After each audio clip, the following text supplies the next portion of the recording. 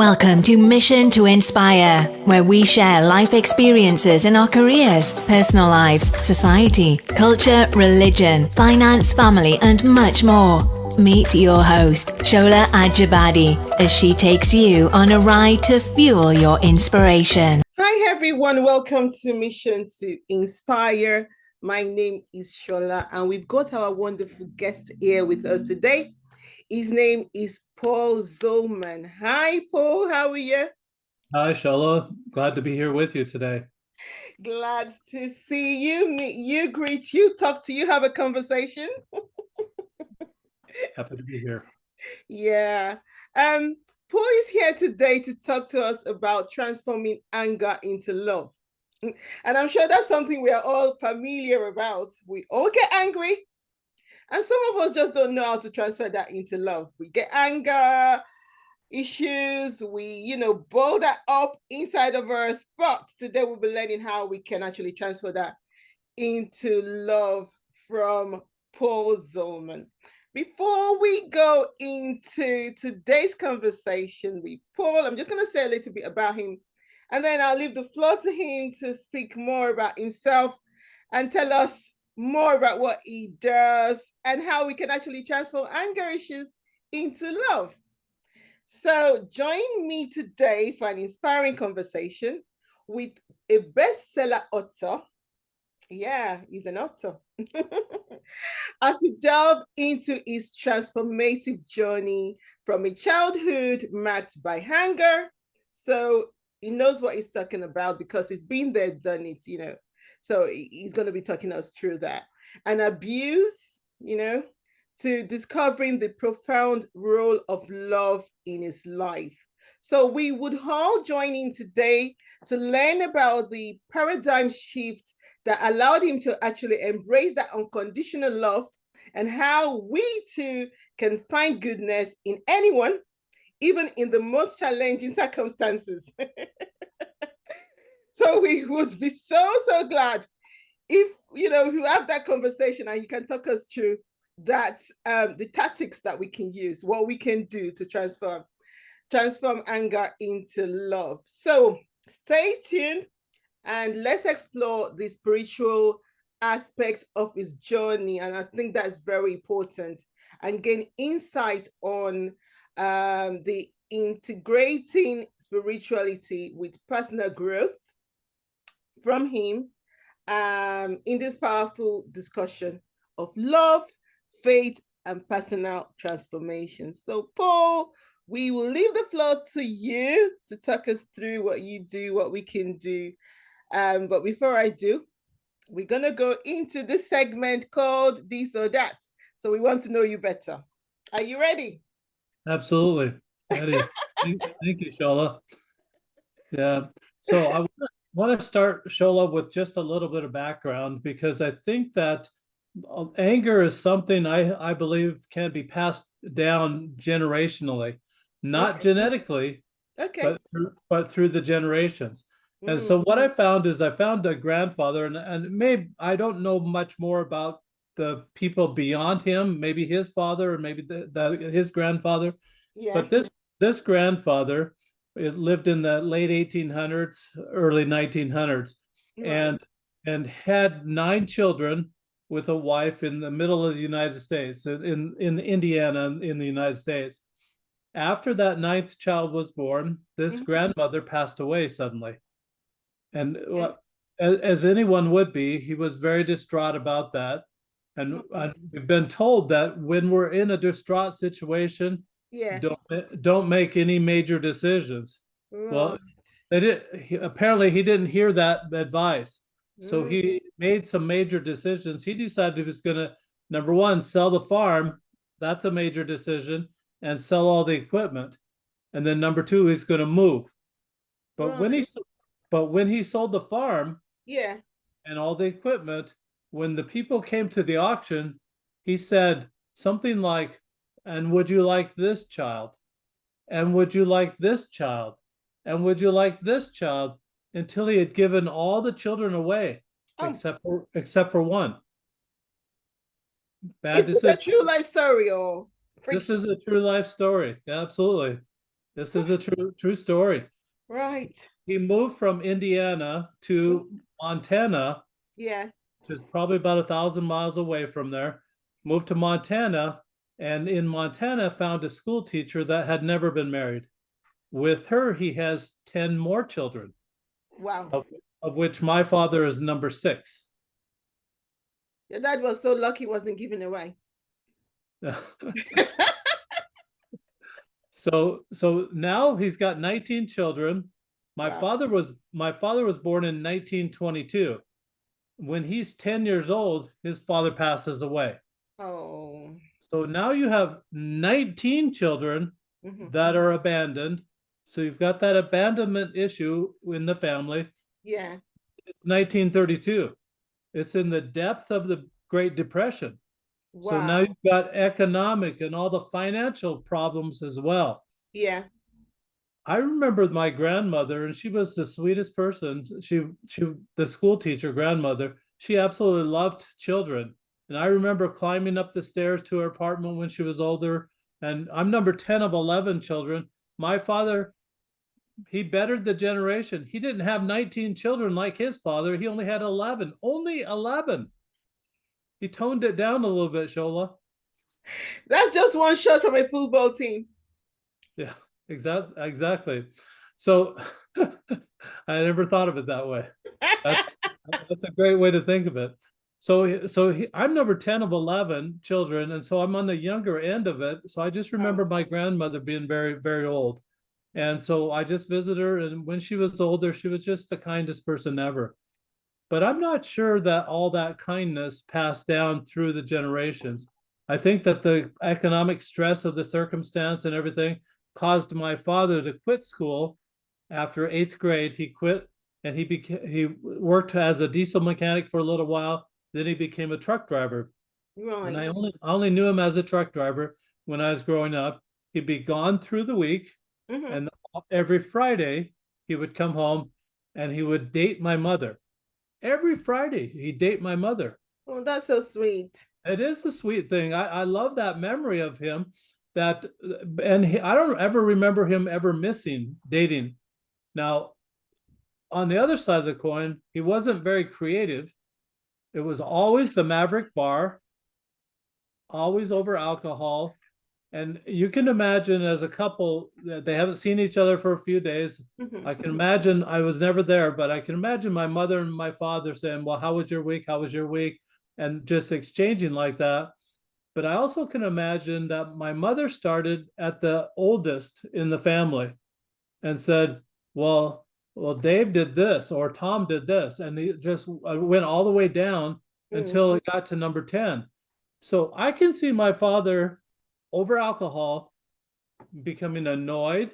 He's stacking these annoyances, and then he's going to blow. He blows that when he's at number 10, child number 10. That's me. And I'm a thorn between two roses. Shola, I have an older sister and a younger sister. I'm that thorn. All the rest are brothers. Wow. So you can imagine brothers like puppies, that when they're little, they're pawing each other and they're rolling around and they're wrestling.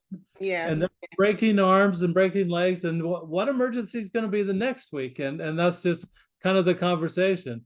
That there were no mobile phones at the time. So my father, while he's driving out on the road, he's not talking to anybody. You have to get to a phone that's on a wall or on a desk and pick it up. Yeah. No cell phones. So at the time, just so you're aware of the time frame. Yeah. But, so anyway, he comes home, he gets angry. Either Saturday morning, I'd either get a severe spanking or I'd get the belt, depending on what happened. Right. And most of the time, Shola, I did not remember or even know what I did while I'm getting the punishment. Just that dysfunction, that disconnect was there, and the dysfunction was there. I just don't even remember what it was that I did. I actually thought that I was a pretty good kid because I grew up trying to be as obedient to the rules as possible, so that I would not have a bad weekend. I did not look forward to the weekends like all the other kids at school. people think that, oh, I get a day off from school. It Mhm. wasn't a day off for me. It was a horrible day. The weekends were just terrible. So it Mm. was just a hard life. The only way I thought to escape it was I had to move away. So when I was 17, after my junior year of high school, I moved out of that home, moved in with my brother. And my brother, he had a couple of children, and he was just being a really nice father until he wasn't. Until he became annoyed. He became annoyed. He became annoyed. He became annoyed. And then he blew.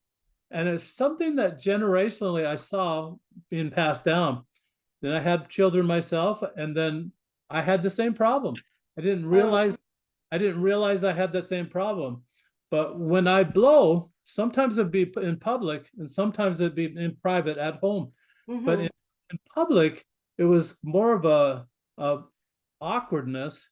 Like, who wants to be around that angry person in public? And how it's like tearing up a piece of paper into little bits, little bits, little bits, and Mm. throw paper to the wind. Mm. And now you have to figure out, how am I going to pick up all those little pieces of paper? How am I going to fix that anger problem that I had? Yeah. And it was just kind of that situation. So, so at age 35, I am still blaming my father for all that social awkwardness and all the relationship problems that I was having, Yeah. which eventually that anger was probably contributory to the demise of my first marriage. I from from my father having 11 children, Shola, I toned it down myself. I only had 8. From the same woman? Us from the same woman, same woman. Wow. Wow. Wow. Wow. Bless. Bless. 23 and It's 23 good. You guys are very fertile. It's a blessing. well, my children didn't get the genes, and I think Oh. I think that's genetic.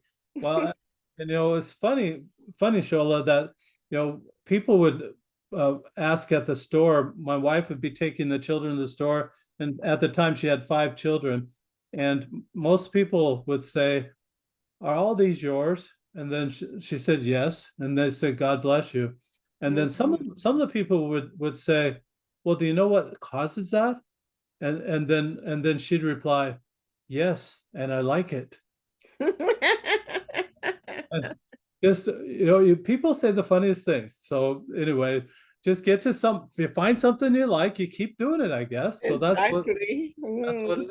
it is. So anyway, that marriage lasted 23 and a half years, and then it fell apart. And so I'm single, and I decided I'm going to do this, what I call destination dating, where there's a woman in a different town, I'm in a different town. We decide upon a place to meet. We meet, we have a date, we go back to our places. I traveled all over the United States, went to New York City and Jacksonville, Florida, Atlanta, Nashville, Kansas City, Salt Lake City, Phoenix, and then I went to Cabo San Lucas. All these for dates For dating. for about a year and a half. So I had primary custody of the kids. So when it was my ex-wife's turn to have the children, those are the weekends that I went traveling and went to all these places, having dates all over the place. And what I realized is kind of like the song, that I was looking for love in all the wrong places. Couldn't find it. I couldn't find it. I thought I had a good lead on it and then I moved to Phoenix, and then it just fizzled. It didn't work out. So here I am in Phoenix, and my closest sibling is 7 hours away, and that's my older sister. She calls me one day and thought I was lonely, so that's why she gave me a call. And then she said, "I have this neighbor that I want to introduce to you." I Mm-hmm. said, "I just got off the destination dating thing. I'm not going to do that again. I'm not going to travel 7 hours to have a date." Mm. You got to understand, at number 10 of 11 children, you don't have a lot of choices when it comes to the older siblings. In fact, back in the old days, we didn't have remote controls, but they just told me, walk up to the TV, turn the channel to this channel, turn the knob to this channel, and then I was the remote control. They just tell me what to do. And so that's kind of the position I have in the family. Everybody's telling me what to do because I'm number 10. and I'm the youngest, and I have shorter legs, and it takes less time to get up, and all this garbage that they're feeding me. Anyway, so she says, I said, nah, I don't want to do that. She says, oh, come on. And then I said, okay. And then I said, I'll email her.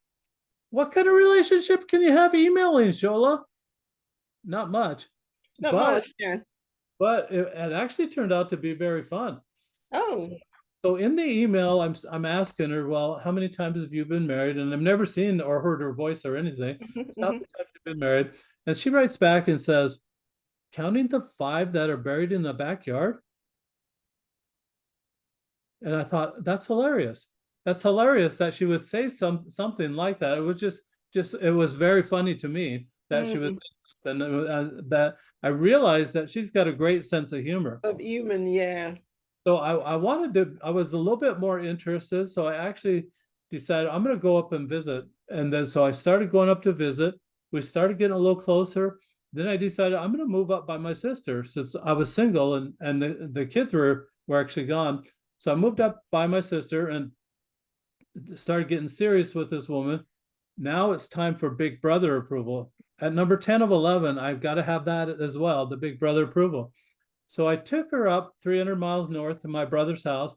First thing that happened when we walked in is my sister-in-law pulls her aside and said, the only emotion that the Zolman family learned growing up is anger. At first I denied it, said, then it made me mad. Then I thought, I'm busted. She really, I just verified exactly what she said. And I thought at that moment, if that's the perception that outsiders have of the Zolman family, we've got an opportunity right here and now to change that perception. It's true.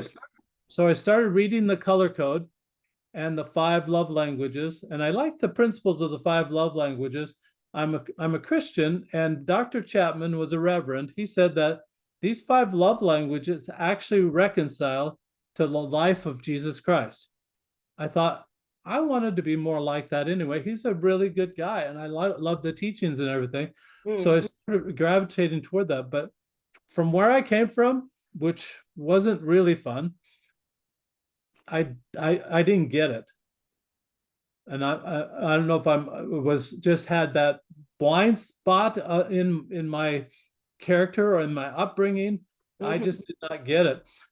You mean, Dr. Chapman, if I guess what Shola's love language is and I cater to that, we're going to be buddies? And you're calling that love? That doesn't sound like love. So that didn't work for me. And then the second thing that Dr. Chapman has, well, if you take this survey, then you can find out what your love language is. Well, Shola, what do I do with that? Advertise? Hello, Shola, I'm gifts. What do you have for me today? That also is so awkward. I'm done with social awkwardness. I'd already been there. I don't want that anymore. So I remembered even in our dysfunctional family, in my childhood, we played games.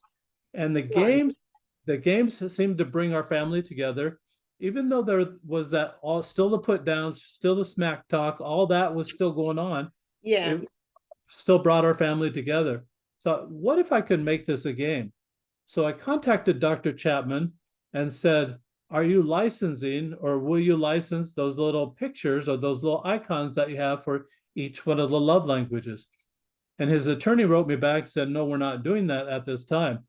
And I thought, I still got this idea that this might work. So I went to a copyright attorney in my town. He said that theory is not copyrightable. Application is. So they weren't applying it as a game. They weren't applying the principles of the love languages as a game. So I had actually. It's okay. I could do it. Yeah.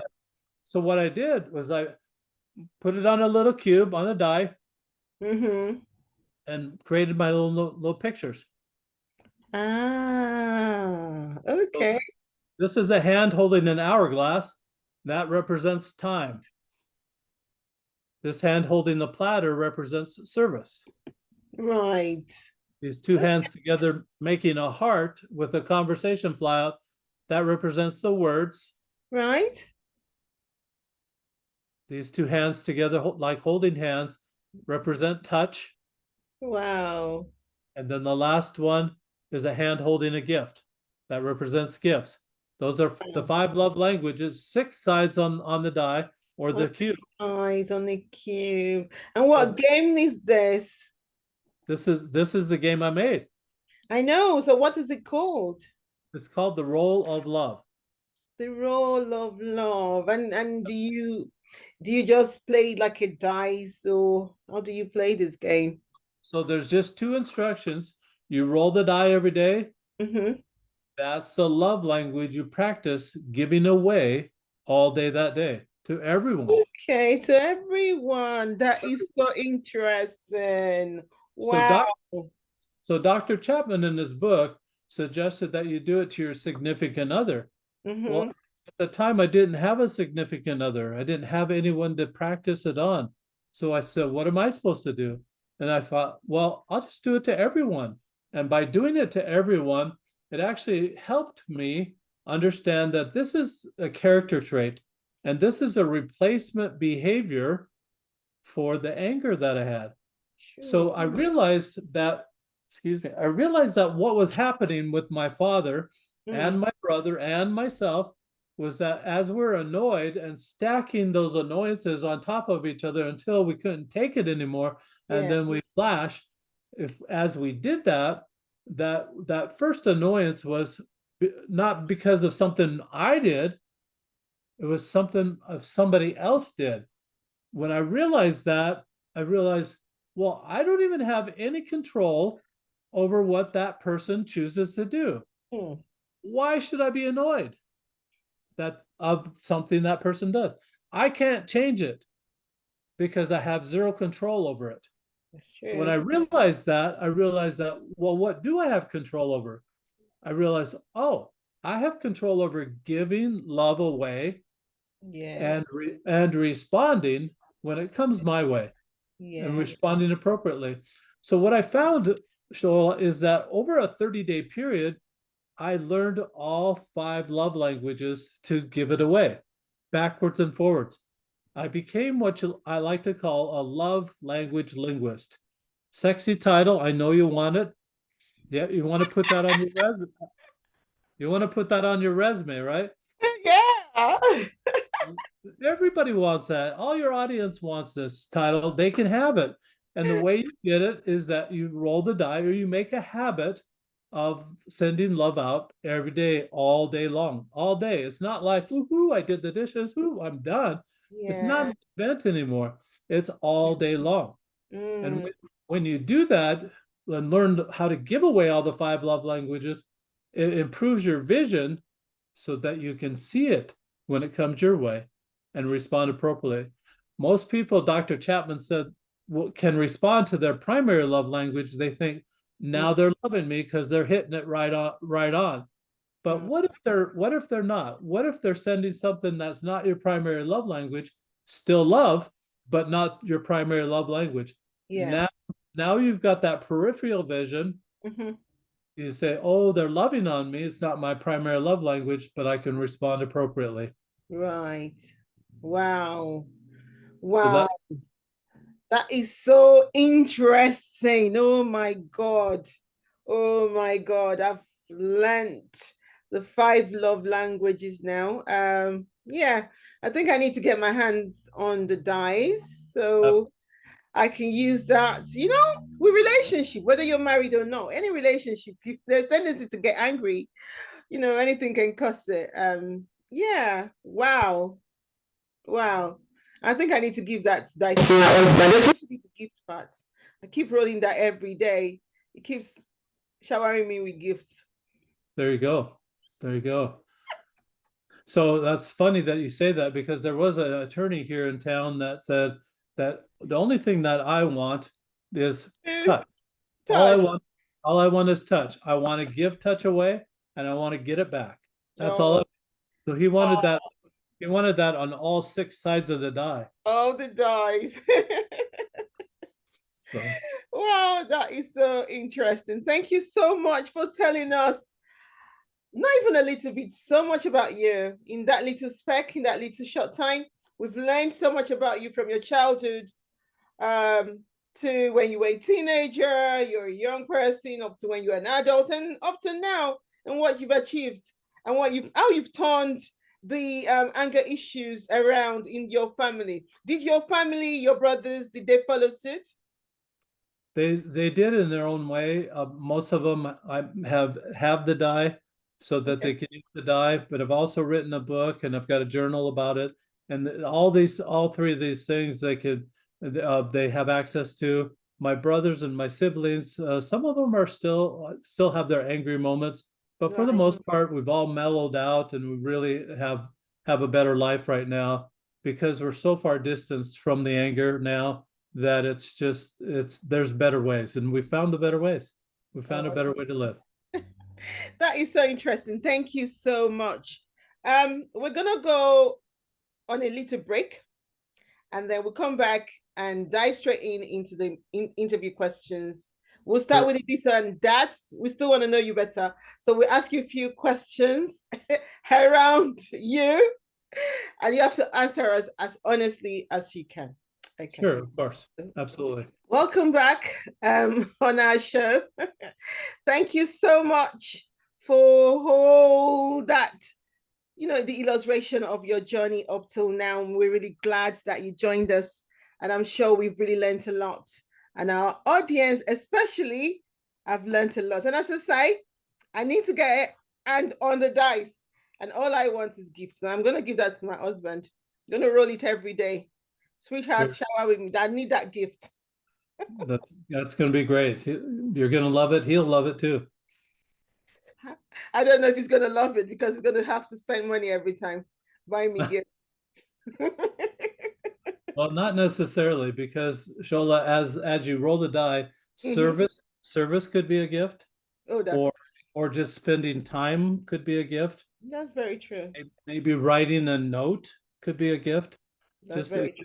there's a lot of things that don't cost so much money to be a gift, and that's a really valid point that it doesn't have to cost money every time. I have a son that rolled the die one time and it came up to be gifts. He says, "Oh, I don't want to do that today," and so he rolled it again. It was gifts again. Ah, rolled it. He rolled it again. It was gifts again. The third roll it one more time, the fourth time. So, I guess I'll do gifts today. So after the fourth time, it was that karma that was just saying, you got to watch for gifting opportunities and be creative about it. Just try something different. It doesn't always have to involve money. Just do something different with a gift. Very true.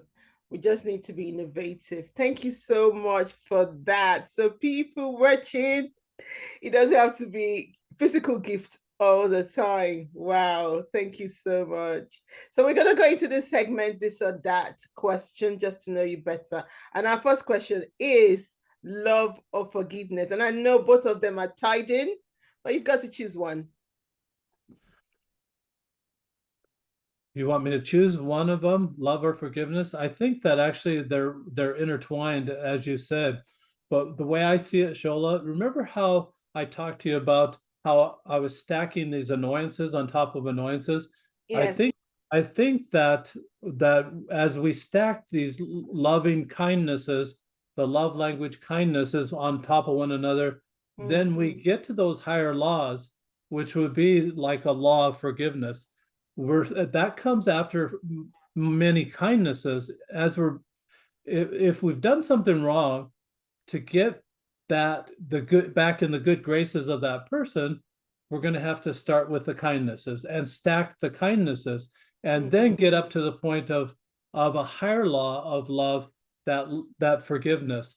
Some other things that would be on that higher level of love would be compassion, sympathy, empathy, charity. All those things are higher laws of love, but they only happen after you do these basics. So what we're talking about when we're talking about the love languages, we're only talking about the basics. These are the things you're going to stack on top of one another to get to those higher laws of love. I don't know how to say it any different. It's really Right. the higher law of love. Thank you so much. Next question. Truth or dare? The dare. I'll go with the dare. You go with the dare. Okay. Right. Okay. Meditation or exercise? I think you need to do both. Absolutely both. And I do exercise every morning, but before I exercise, I Mhm. do a meditation. I pray and I just contemplate what's going to happen through the day. And I think that absolutely can do both. It's interesting that you say that in that way too, because when I just do a walk and I'm thinking about my own thoughts, I'm actually meditating Meditate. in my head. There isn't a radio playing. I don't have iPods. Not listening to music. I'm thinking in my own head and meditating, maybe mulling over a problem that I want to look for a solution. And I turn it over in my head all different ways, kind of like a Rubik's Cube. Say, how am I going to get the white over on the white side? And you're just trying to solve the problem. And with that type of meditation, as you walk, as you exercise, I think that the two together really go hand in hand on problem solving in our own lives. Wow. Thank you so much for that. So I know you, well, I'm not sure, but I'm sure you read, but I just want to know which one, classic books or contemporary books? Classic books, or what was the second one? I'm sorry. Contemporary. Oh, I would say I read classic and a more self-help type books. Ah. So if you're talking contemporary, Mm. I'm going to say self-help contemporary. The others that have done similar things, and it's interesting, very interesting question, Shola, because I really like movies that have a true story to it, Okay. something something that's based on truth. And Mm-hmm. I think that the classics were really kind of a bird's eye view of what was happening during that day, Yeah. and they actually were true stories. They may have been told in a way that it could have been anybody, but really it could have been just them too. Maybe they were telling their story, and I like the classics because of that. But and then the self-help also is something that I'm looking for, those little nuggets, the little things that I can apply today, right now. And I think that the lessons of the classics and the self-help nuggets for that are contemporary for our day, those two together really can help us be a lot better person. Oh, thank you so much. That's very true, though. Thank you. So, comedy or drama? I love comedy and I love drama. It depends on the day. So My you can choose. I like the choice, absolutely. So I do like the drama. Again, I like the true stories, but I Mhm. like people just for entertainment's sake. I don't really like a stand-up comedian. I can Right. probably stand it for 10 or 15 minutes, but then Mm. I'm supposed to keep laughing. How am I supposed to laugh for an hour? I mean, it's not me.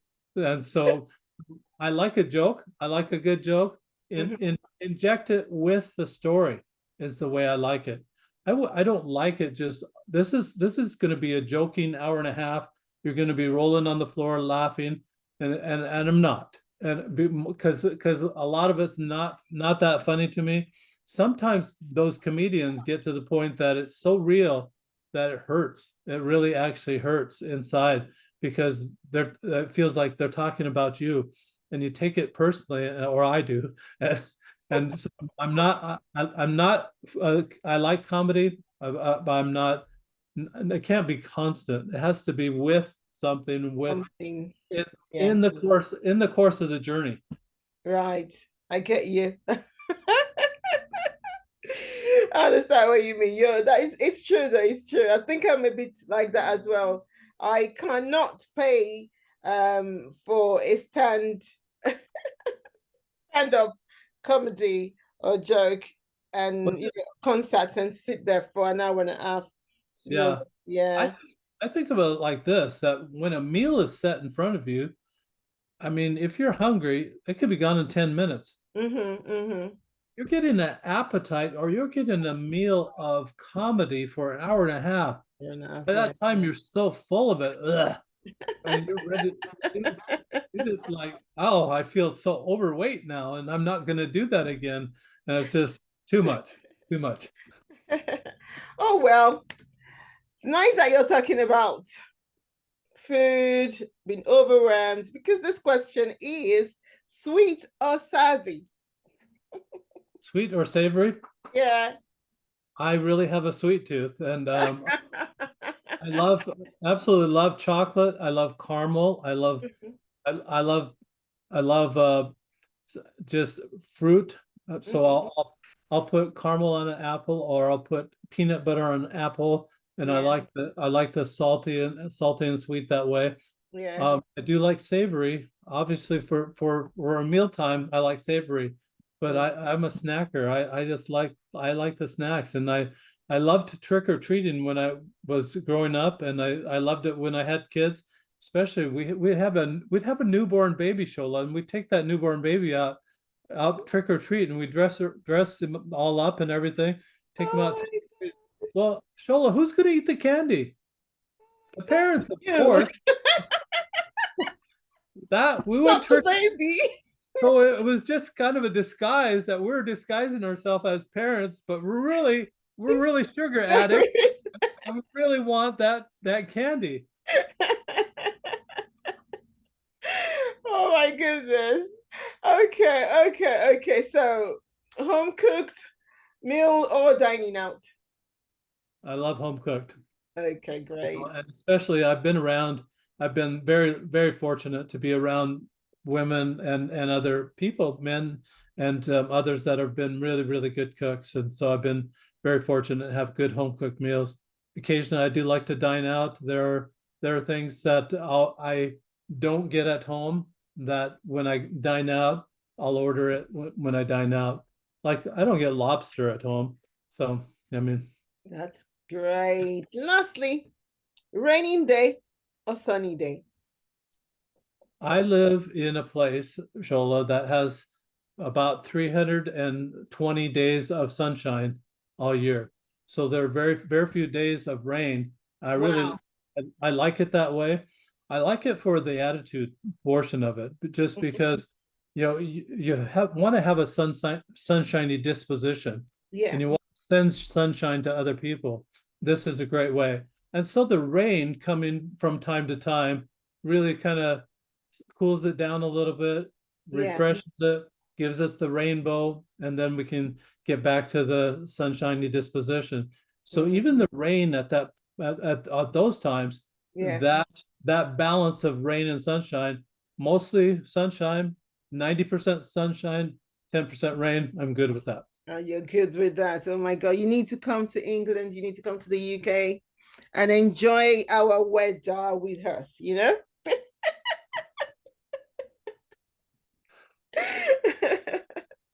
I'll send sunshine your way.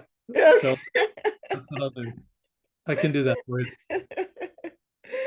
Wow, thank you so much for answering those questions, this or that. We feel we know you better now. We know what you like, what you don't like. Thank you so much for sharing those interesting aspects of you with us. So we're going to ask you a question about your book, The Role of Love. So you talked about a paradigm shift that helped you transition from anger to loving everybody. Mm-hmm. And I'm sure that was the dice, isn't it? That was the moment that you created that dice game, was it? So no, it wasn't really that, Shola. So let me tell you, remember about the stacking of those being annoyed. Yeah. The moment was when I realized that I have no control over what someone else does.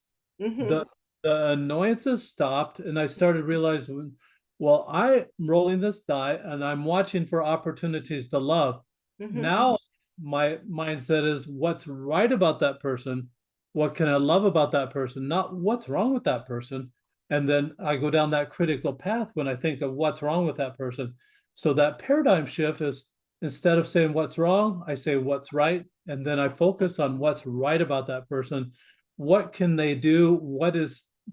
Not what can't they do, is what can they do, and what can I praise them for? What can I help them feel better about themselves? What qualities do I see in them that are redeeming qualities for them? What are their best qualities? And highlight that for them. And most of the time when I've done that, they had no idea that anybody thought that way about them, let alone that they acted that way. And it buoys them up. I like to compare it to a magnifying glass. But whatever you put under a magnifying glass is going to get larger. And once I realized that, this is part of the paradigm shift. Once that I realized that focusing on mistakes of people, focusing on what they're doing wrong, is actually making that get bigger. The mistake's going to get bigger. Change that, focus on what they're doing right, magnify that, and the goodness that they offer is actually going to get bigger. We want that. We don't, who wants their weaknesses magnified? The other thing about that is that if you magnify their weaknesses, guess what they're going to do to you? It's coming right back. It's that boomerang. They're going to look at your weaknesses, and then they could destroy you with that. Everybody has them. That's true. Why would you want to focus on theirs so they can focus on yours? Focus on their strengths so they'll focus on your strengths. Wow, wow, wow. That is so interesting. Do you know this applies to everything, not just people. It applies to our jobs, it applies to everything around us. I mean, so many people will tell you they don't like their jobs, but if they could just see the positive aspect of that thing, like you've just explained, that would be so good. Wow. Wow. That is a magnificent, shift for you from where you were. It absolutely was amazing. It really seemed a miracle to me. I'd been hoping and praying, but my thoughts were all negative. I came from a negative place, and the negativity was the negative statement I made was, I don't want to be angry. And there's a double negative there, Shola. And double negatives only work in math. When you're multiplying two negative numbers together, then it becomes a positive. It doesn't work in relationships. So I've just had to change the mindset, get a new behavior, the loving behavior, instead of the behavior that's going to be critical or put people down or do anything like that. No, yeah, you're right. Thank you so much. Can you share what benefits it would have on, benefits that others can get from this reading the book? Is there any benefits from it? I know Absolutely. you've shared, but you can just elaborate on the benefits. Sure. So as you're rolling the die each day, I think it's very valuable to make a record of what you rolled, what opportunities you saw to love in that way, and then what you did about those opportunities. Right. It becomes a kind of a love legacy journal that when you look back on your life, and you could go back 10 years and you've got your love journal there, go back and say, what was it that I loved at that period of time? And what did I do about those things that I loved?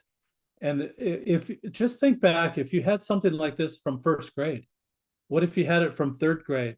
And if you learned how to do this in the school, rolling the die in the school, so they roll the die at the beginning of the day in the school classroom, the teacher explains for maybe 30 seconds what that means on what it looks like.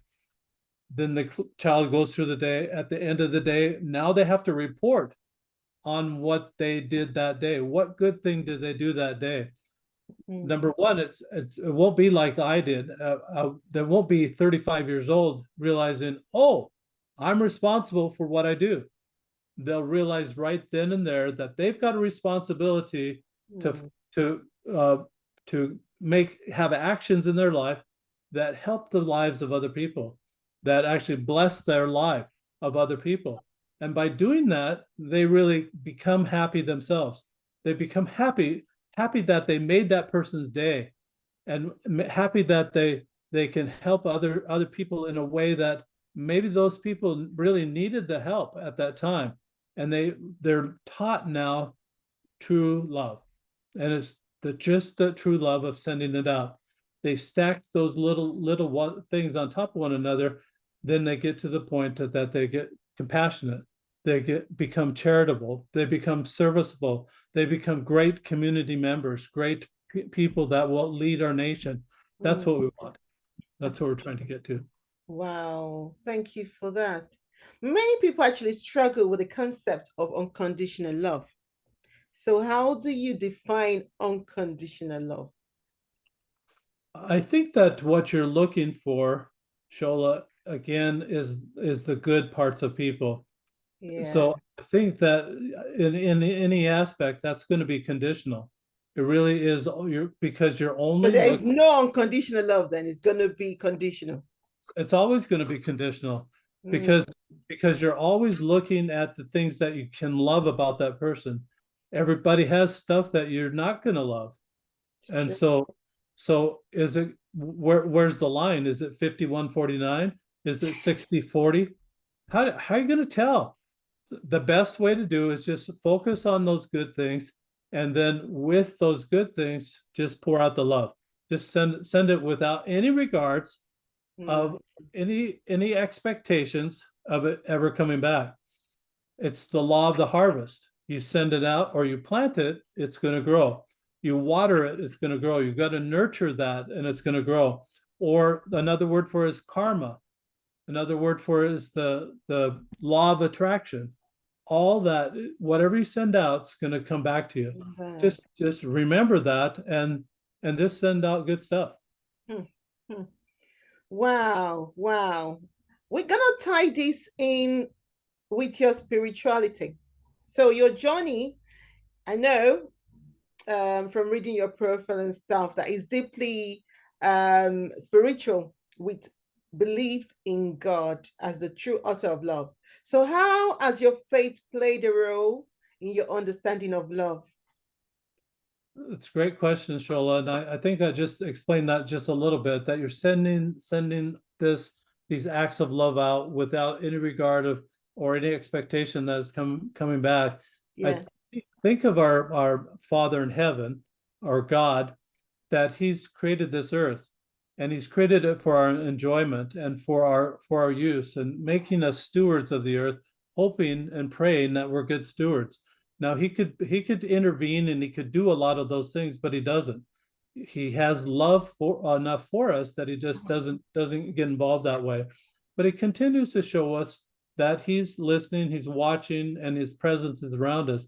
I think that's what faith, you send the love out with the faith, with the understanding, without the expectation of it coming back, knowing and trusting, having the faith that it's like a piggy bank, but you're putting it away for another day, that it's absolutely going to come back. It's like a wheel going around. Some spokes are up, some spokes are down. It'll come back around and hit the pavement at some point in time. That's very true. Very true. Thank you so much. You connect with your audience through various platforms. I was looking through them. I can see all the platforms, including podcasts, social media, and videos. So are you a podcast host yourself? I am not. Okay. I've only been a guest, but this is probably close to my 100th podcast. Oh my God. Wow. Yeah. Wow. That explains it then, because you're not nervous in any way. You're so natural. You know what to say. Okay. So on all of these platforms, how do these platforms actually help you reach and engage with people in sharing your message of love? I mean, what are some of the memorable experiences that you've had or interactions that you've had with your audience through this, your different, sharing the messages through these different platforms? I think that what I'm looking for, Shola, is really the message to go to many different nations around the world, and it really has that way.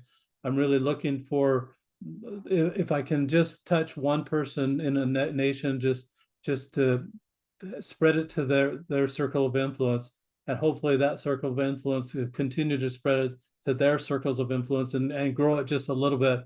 That's really the hope, that that love will be the kind of the equalizing force that will bring peace personally, individually, bring peace to your family, bring peace to your community, peace to your state or prefecture, or peace to the nation. And I think that that's what we're really trying to accomplish, is that when we look at the good of people, we're watching for people that are going to do great things. And there are a lot of people out there that are brilliant, absolutely brilliant, that are going to do great things on this earth. Let's focus on that and encourage that type of brilliance. If it comes to arrogance, then it's going to be a problem, but it doesn't have to be there. It has to just come to the point that they still have the humility. They remember where they came from, as I remember where I've come from. And I don't really have an arrogance about love. I just understand it a whole lot better than I did from where I started from.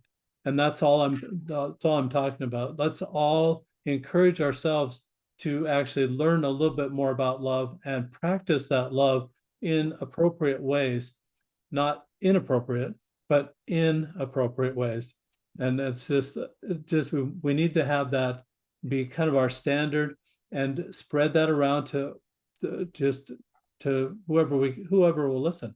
That's kind of why I'm doing so many podcasts.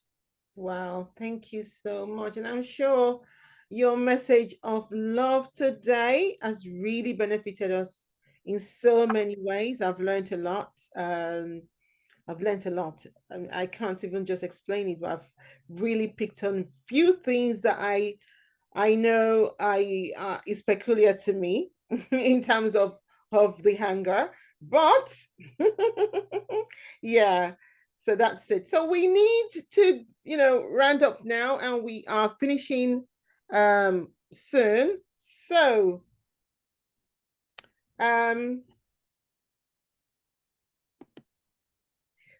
we are finishing now, but before we go, I'm just going to ask you one question about people, if they want to reach you, how can we reach you? Probably the best way, Shola, is to reach me is in the UK is on Amazon. And if you'll just type in my name, Paul Zolman, on Amazon, the book will come up, the journal will come up. I do have a Kindle version of the book out there. I also have an Audible version of the book. So if your listeners are listening to the podcast and they like the Audible version, they might like the Audible version of the book. And then for the die, they'll need to come to my website. And my website's roleoflove.com, ROLE of love.com. Okay, thank you so much. All that information will be in the description and the show notes anyway. Before you go, quickly, in 1 minute, any inspirational advice for our audience out there? There's, Shola, I love that question too. And we're talking about languages right now. There's a Sanskrit dialect in northern India that that gives us some very nice words. That gives us the words like nirvana, gives us the word of karma, but they also give us a word that I want to talk about right now. It's called namaste. Namaste is putting your hands together, put your thumbs to the chest, bow the head, and close your eyes. And it's more of a greeting or respect. Some yoga teachers say it at the very end of the class, and it doesn't mean, hey, y'all, class is over. Doesn't mean that at all. The Hindu interpretation of it means that the God in me sees the God in you, or the divine in me sees the divine in you. Yes, yeah. Yeah. Mm-hmm. And so with that, I think that if we're watching, we know that there's divine in that person. Let's watch for that divine in that person. Let's watch for the good things of one another and make this world a better place. Thank you so much. Thank you, everybody. Thank you for joining us today. And until next time, please make sure you subscribe, like, and share this wonderful conversation. I'm sure it's going to benefit a lot of people that might be going through a lot of issues, not just anger issues, but there's so many issues there that we can, transform into love. Thank you for joining us today. And until next time, it's Shola and Paul. Thank you, Shola. Thank you for joining us today on Mission to Inspire. Subscribe if you have not already done so. Like, comment, leave a message. Let's stay connected. Let's jointly inspire the world.